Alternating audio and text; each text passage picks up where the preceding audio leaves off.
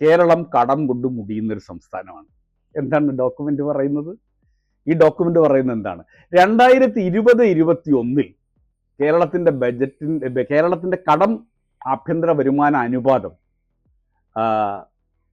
ഈ ഡോക്യുമെന്റിന്റെ executive summary പറയുന്നത് 40.3 എന്നാൽ അതിന്റെ വിശദമായിട്ടുള്ള ചാപ്റ്റർ 7-നകത്ത് ഇത് പറയുന്നത് 38.4 എന്ന് പറഞ്ഞാൽ അത് തമ്മിൽ തന്നെ 1.5% വ്യത്യാസമുണ്ട്.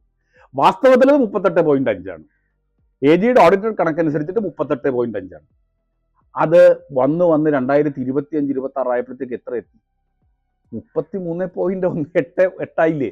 33.8 ആയി എന്ന് പറഞ്ഞു കഴിഞ്ഞാൽ അതിനർത്ഥം എന്താണ്?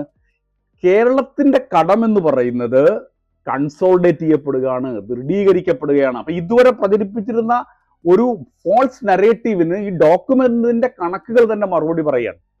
ഇനി ഒരു കാര്യം കൂടി പറയാം. കേരളത്തിന്റെ ഇതപര്യന്തമുള്ള ചരിത്രത്തിൽ കടം GDP അനുപാതം ഏറ്റവും ഉയർന്നു നിന്ന വർഷം 2004 മാർച്ച് 31. ഇന്ന് ആരാ കേരളം ഭരിച്ചുകൊണ്ടിരിക്കണേ? UDF ആണെന്നേ.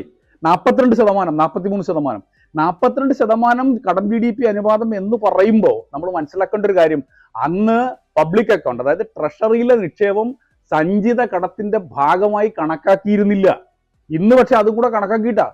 എന്ന് പറഞ്ഞാൽ പെൻഷൻകാർ ട്രഷറി നിക്ഷേപിക്കുന്നത്, സേവിങ്സ് ബാങ്കിന്റെ ഭാഗമായിട്ട് ട്രഷറിയിൽ വരുന്ന നിക്ഷേപം, ഇതെല്ലാം നമ്മൾ ബഡ്ജറ്റിൽ നിന്നും സർവീസ് ചെയ്യുന്ന കടങ്ങളല്ല, മറിച്ച് കേന്ദ്ര സർക്കാരിന്റെ ഒരു അക്കൗണ്ടിങ് പാറ്റേൺ മാറിയത് മൂലം അതും കേരളത്തിന്റെ സഞ്ചിത ബാധ്യതയുടെ അകത്ത് പെടുന്നതാണ്. ഇപ്പോൾ അതും കൂടെ ചേർത്ത് വയ്ക്കുമ്പോഴാണ് 38.5 ആവുന്നത്. പക്ഷേ 2004 UDFന്റെ കാലത്തെ 42 എന്ന് പറയുന്നത് ഈ ട്രഷറി ബാധ്യത ഉൾക്കൊള്ളാതെയാണ്. അതും കൂടെ കണക്കാക്കി നോക്കിയാൽ അന്നത്തെ കടം GDP അനുപാതം എന്ന് പറഞ്ഞാൽ 45% കുറഞ്ഞത് വരും. എന്നിട്ട് കേരളം തകർന്നുപോയോ? കേരളം തകർന്നോ? എന്നിട്ട് ആ നെറേറ്റീവ്, അപ്പൊ അത് പൊളിഞ്ഞില്ല. അതായിരുന്നു ഒരു നെറേറ്റീവ് എന്ന് പറയുന്നത്.